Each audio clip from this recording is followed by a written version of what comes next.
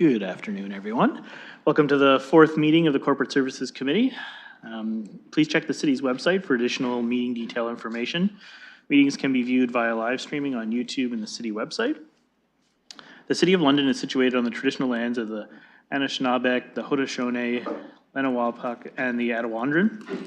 We honor and respect the history, languages, and culture of the diverse Indigenous people who call this territory home. The City of London is currently home to many First Nations, Métis, and Inuit today. As representatives of the people of the City of London, we are grateful to have the opportunity to work and live in this territory. We have with us today Councillor Cuddy, Councillor Rahman, myself, and online Councillor Van Meerbergen, and we also have Councillor Purple visiting us as well. Okay, the City of London is committed to making every effort to provide alternative formats and communication supports for meetings upon request. To make a request specific to this meeting, please contact csc@london.ca or 519-661-2489, extension 2425. Looking for any disclosures of pecuniary interests? Okay, not seeing any of those. Moving on to consent items. We are going to do 2.3 separately. So looking for mover and a seconder for 2.1 and 2.2. Councillor Cuddy, Councillor Rahman, thank you. And just as an FYI, we are having issues with eScribe, so we will do a manual vote for this one. Oh, actually, sorry, we're going to try to see if eScribe's working, and if not, then we will do a manual vote. Okay, so I have a mover and a seconder for those two. Are there any questions or comments on those two items? Okay, not seeing any. Would staff like to make any comments on either of those items? Through the chair, no. Okay, we will open that for vote and see if eScribe's working.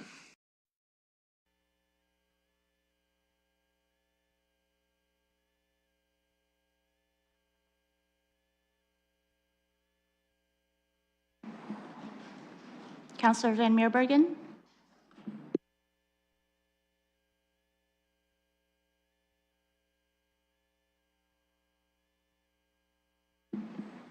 Councillor Van Meerbergen.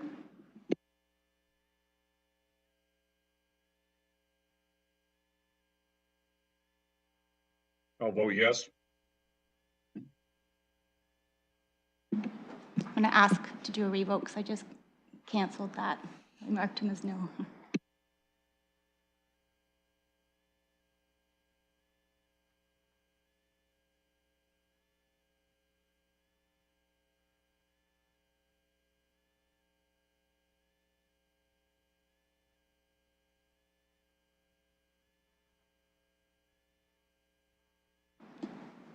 Closing the vote, motion carries 4-0.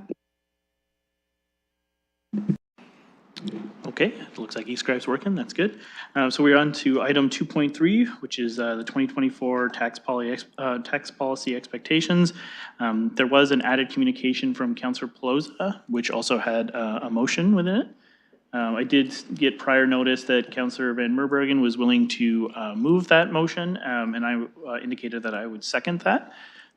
So we will get that put up for everyone to see. I'll look to Councillor Van Meerbergen first as the mover. Do you want to speak to this? I think it, thank you, Chair. I think it speaks for itself. I'm happy to move it. Okay, thank you for that. I agree. I think this is a very important issue in terms of putting this on the tax bill, so Londoners can actually see in terms of you know, what used to be something we would cover, what was being downloaded from the province, and in terms of the impacts of the legislative changes. We do also have Councillor Pelosa here as well, and she was the one who originally drafted this. So unless there are other committee members who want to speak right now, I'll go to Councillor Pelosa. And I'm not seeing any, so go ahead, Councillor. Thank you, Mr. Chair, for recognizing me at your committee, and to Councillor Van Meerbergen and yourself for moving and seconding this item. Throughout the budget conversations as budget chair, this is feedback I heard from colleagues of how we would do this, how we would account for it, and thank you to the finance team for working with me on this, as it did go through finance and legal, and it can be done with the current staff complement and the current funding that they have and implemented for the tax bill that comes out in May. if committee and council makes a decision on this item now.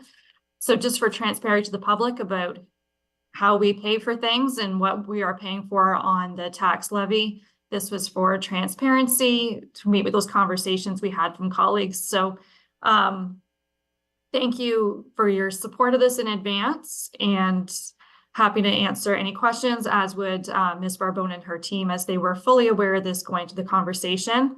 And just for those on eScribe, that the motion is that civic administration be directed to include an individual line on the 2024 City of London final property tax billing and their accompanying property tax pamphlet, identifying the impact of legislative changes as set out in the 2024-2027 multi-year budget, and this report from staff be received. So happy to be part of the conversation, and thank you for moving this at committee today. Okay, I have Councillor Rahman on the speakers list. Go ahead. Thank you, and through you, and thanks to fellow councillors for moving this motion and bringing this to committee today. I'm supportive of the direction, excuse me, to include the individual line item on our property tax bill. However, I just want some more clarity, if possible, around the impact, the language around impact of legislative changes. I know we have said, you know, that in the multi-year budget, the staff draft report, it had the legislative changes outlined. However, there are some things that are almost in a gray area that are in some of the business cases, which, depending on whether or not you perhaps see it a certain way, it could be considered a provincial download, whether it's from insufficient funding from the province or from the federal government in some cases. That the city is now being asked to assist with from a business case from another organization. How would we deal with treat some of those?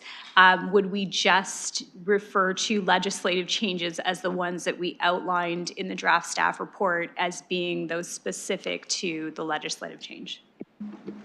Thank you to staff. And I know, comes to mind, I know we had a spirited discussion about Bill 23, for instance, so I was wondering if you could, you know, add to Councillor Rahman's question in terms of what would be included. Thank you, through the chair. So the very clear choice in the language to refer to the legislative changes as outlined in the multi-year budget is so that the public understands and can draw a line directly to how council and ultimately the final budget is outlined.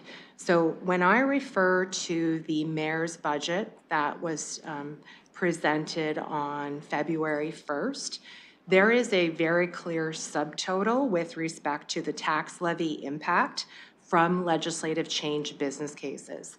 So those business cases were very, very clearly set out as a result and separated from the majority of the other business cases that were presented to the public and to council. That is the line specifically that we are referring to because they were very clearly outlined, and that somebody, if they were unaware what those changes were referring to on their tax bill, could then have a source to go back to and look.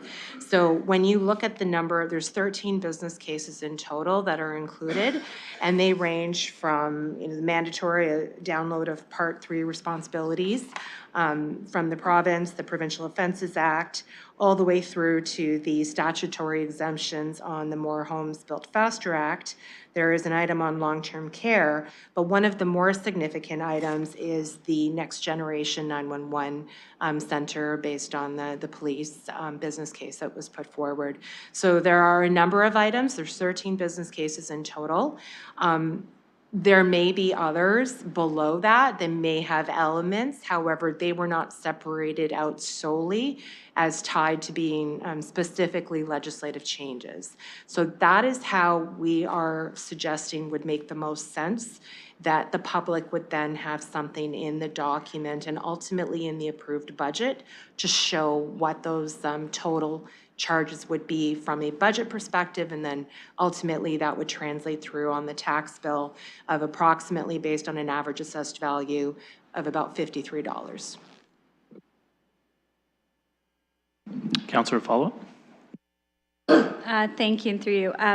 Thank you. I appreciate that clarification. I did have some questions related to the report itself, but do you want me to do those now, or do you want to finish up this piece first? You can go ahead now if you'd like. Thanks. Just trying to think the page number. It's in 2.1, but it talks about the discussion and considerations in the reassessment. There is an example where it says, it talks about the different inputs and the very real question that I'm getting, which is, what happens when we get reassessed? I'm wondering if you might be able to help us with how that is explained and encapsulated in here. To staff? Through the chair, yeah, that is a pretty common perception, is that an increase. I get that question from my own family as well. So we have a tax rate that we calculate by using our total weighted assessment value to create our residential rate, and then that gets extrapolated using our ratios to the other classes. So what we're trying to raise is the budgeted tax levy. So unless that's going up, you know, you say, well, maybe my house value is going to go up 50%. Well, unless the levy's also going up 50%, that's not going to be your increase, right? We adjust the rate downward so that we raise the appropriate amount of tax levy.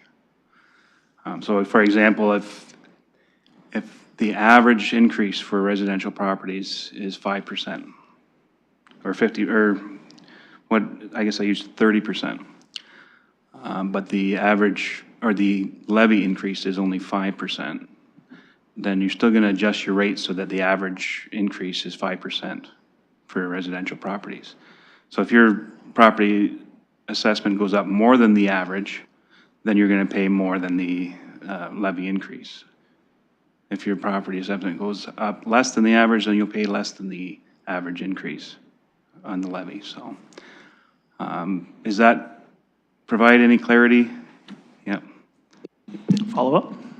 Thank you. It does, yes. It's just helpful. I wish there were better illustrations for how we can demonstrate this, because I do know this is a question I get quite frequently, especially from newer homeowners who just don't have an idea of what their house value may be now, or based on what perhaps their purchasing price was. And when they see their MPAC assessment, they know that it's quite low, and they're trying to figure out how that's going to impact them.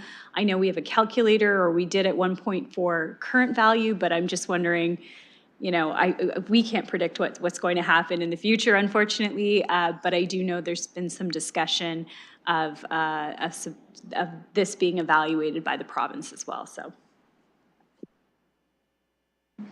To staff? Any follow-up?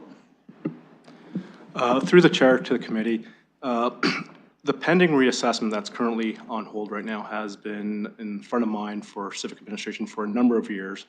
And the strategy that Civic Administration was going to employ and use when reassessment comes out is definitely an education campaign and a communication campaign, not only to council and committee, but also to the community, be it our business property owners as well as the community at large. So that is first and foremost on our plan once we get notification from the province that the reassessment is going to occur, because of the confusion that we all have with the impact of assessment on our property tax bills. Thank you. Councilor, follow-up? Thank you. Yes, that's very helpful, and I appreciate that the city's forward thinking on this and that we're planning to do some education, because I do think this is a concern and a worry for residents. I just wanted to turn to 2.2, the business education tax rate. I was looking specifically at the efforts that Mayor Holder and others did to the Minister at the Finance and Minister of Public Services, and I know that this issue is still kind of somewhat unresolved, and I'm just wondering if maybe you can comment on where we are from the perspective of trying to get some resolution through the dispute advisory panel. To staff? Through the chair, yeah, we have submitted to the dispute advisory panel case, saying that we disagree with them paying the lower rate. That's a little different between when there's a disagreement between the federal legislation and the provincial legislation. When we're a payment in lieu of taxes is not the same as taxes. We have legislation to enforce the taxation rates, but this is a matter of interpretation, and so far there's been no response from the dispute advisory panel to resolve this. Councillor follow-up? Thank you. I appreciate the status update and your continued efforts on that. Thank you. Okay, I'm actually going to take this opportunity to make some comments, and then I'll go to Councillor Purble unless there's anyone else. I'm happy to support this as well.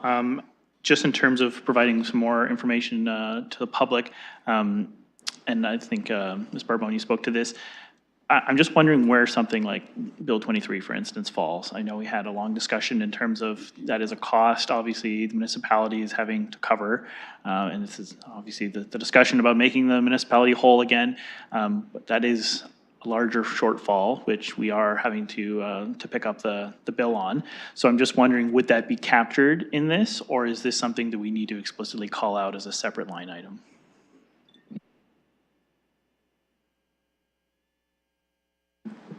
Thank you, through the chair. So based on the testing and the legislation, we can do one item separately.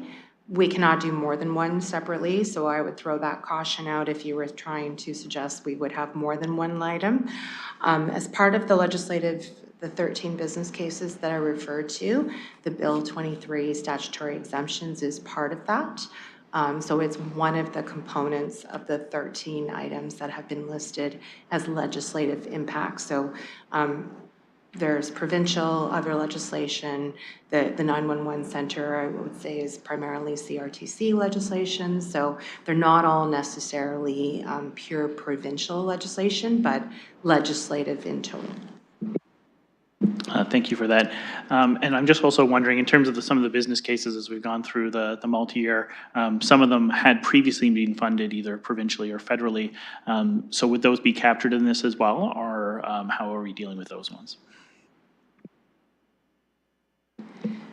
Thank you, through the chair. So anything that is a business case from P1 all the way through to P87, none of those are captured within, because they were not identified clearly as a legislative case. They're ultimately council discretion.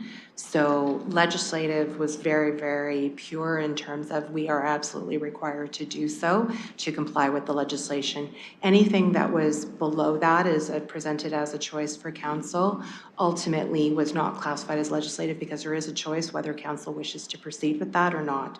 So the business case that you're referring to would not be captured in that as an example, because it's, even though it may have primarily or been paid for by the province previously, it's ultimately council's choice whether it wishes to proceed, and it's not obligated from a legislative perspective.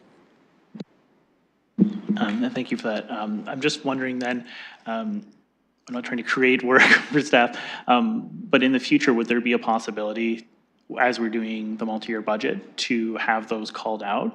I'm just wondering, in terms of clarity for the public, because I think, I don't know how my colleagues feel about this, but I do spend a lot of time having to explain what used to be provincial and what is now falling on us. I understand in terms of we get the ultimate decision whether or not to fund it, but I do think that there's a lot of misinformation in terms of what is within our ability to fund, because really we have our things we absolutely have to fund, but there are a lot of things that the province is now downloading to us that we would love to fund if we had those kind of resources, but we don't. So I'm just wondering, and this doesn't necessarily have to be for this time around, I would love for that to be the case, but I don't want to create work for staff, but perhaps in the future, is there a way that those things could be presented to the public? Thank you through the chair. So the way the budget's been presented this time around, particularly given it's a multi-year budget, the legislated component goes right out till 2027. So when you look at the mayor's budget that was tabled on February 1st, you can see the impact of those business cases through to those, right through till 2027. The same is also true of the others, although they have been classified separately. And really, what we've tried to use from a legislative perspective and a definition that was outlined in the multi-year budget was to differentiate between what council had to do versus what it had a choice to do. Certainly in the future, looking to the next MYB, if council wishes to have another category or something that is separate, that is certainly something that we could look to do. We'd have to make sure we had a very clear definition to make it clear and to explain to the public what that category would entail. But I think trying to pull them out separately, given where we are in the multi-year budget process, might be challenging to define to the public at this point in time. And thank you for that. And I recognize those challenges for sure. I think, I mean, from my own perspective and what I hear from my constituents is, I mean, primarily a lot of those would be either around housing or healthcare, right? Those are the two categories that I hear the most about. And even, for instance, we had a number of cases before us in terms of CMHA, right? And those are things in terms of the municipality now having to fund healthcare. And so those are the concerns that I hear. And I think if we had to create some more line items, definitely bucketing those in housing and healthcare would be beneficial for the public. And those are my questions. I know Councillor Purple had a few, so go ahead, Councillor. Thank you, through the chair to the staff. Last week we talked about the office to residential conversions and the grants that our city will be offering. And I wanted to ask in terms of the process and timing, how will that work in terms from the commercial use to the residential, and when in the process, when and timing, when will this change occur, and the potential owners taking advantage of this grant, when will the new classifications apply? To staff. Thank you through the chair. So primarily that's driven through the impact process, but I can refer that to Mr. McMillan, who can walk you through the impacts and the timing of how that works. Thank you through the chair. So these conversions will require building permits to make the change. And MPAC does their assessments once they get a completed permit notice. So there's always communication between the building department and MPAC to say, you know, first to identify that there's a permit, but then once it's complete or there's an occupation, MPAC will then, based on that completion date, do a current value assessment and make the assessment and class change based on that date. Now, those may not be received right away, but they will be backdated to that date once the city receives the notice from MPAC, usually in the form of a supplemental assessment. Councillor, follow-up? No, thank you for that. No follow-up on that. I have one more question from through the chair to the staff. The educational portion tax on the commercial properties has been backed out. So the commercial properties currently don't pay the portion of educational tax. Was this, by the way, is it done on temporary basis, or is there kind of no limit to it currently? To staff? Through the chair, I'm not quite sure I understand the question. Can you repeat the question? You're saying that there's no education portion of the property tax being paid by some properties?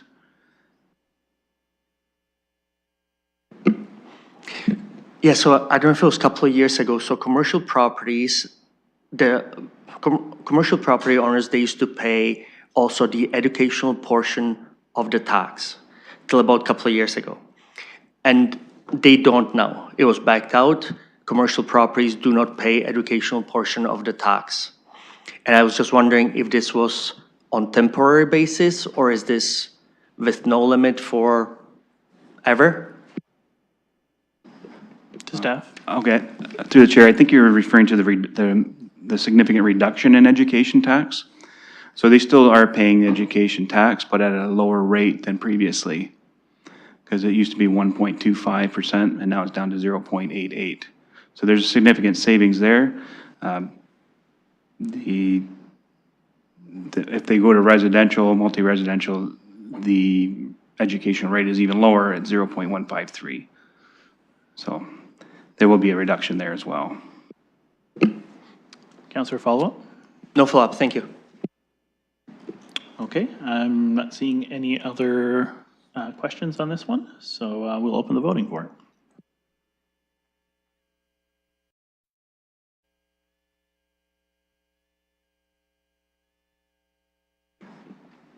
Closing the vote, motion carries 4-0.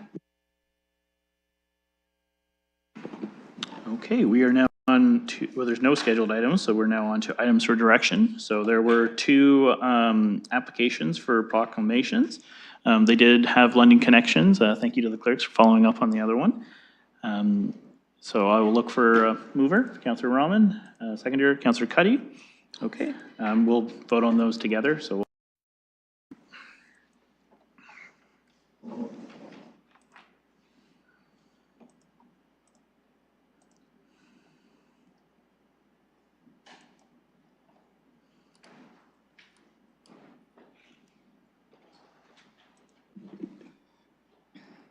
In the vote, motion carries 4-0.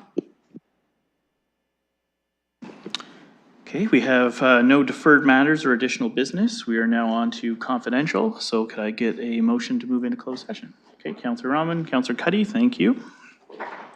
Okay, and we'll open that for voting.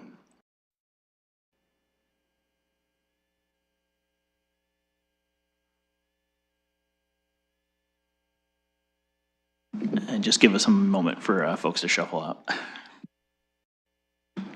Closing the vote, motion carries 4-0.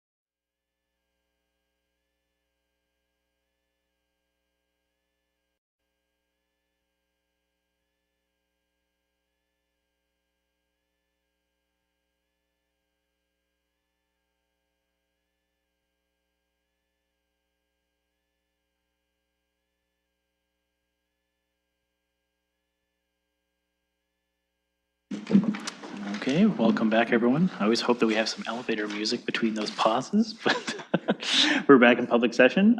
Councillor Cuddy, if you could report out. Thank you, and through you, Chair. Committee met in private session from 1:25 to 1:40 to discuss confidential matters. We made progress on those matters discussed. Thank you. Thank you. And that exhausts our agenda items. I'm looking to adjourn. Okay, Councillor Cuddy, Councillor Rahman, thank you once again, everyone. That was a super efficient meeting. Thank you. Oh, hand vote. All those in favor? Any opposed? All right, now we're good. Thank you. Thank you.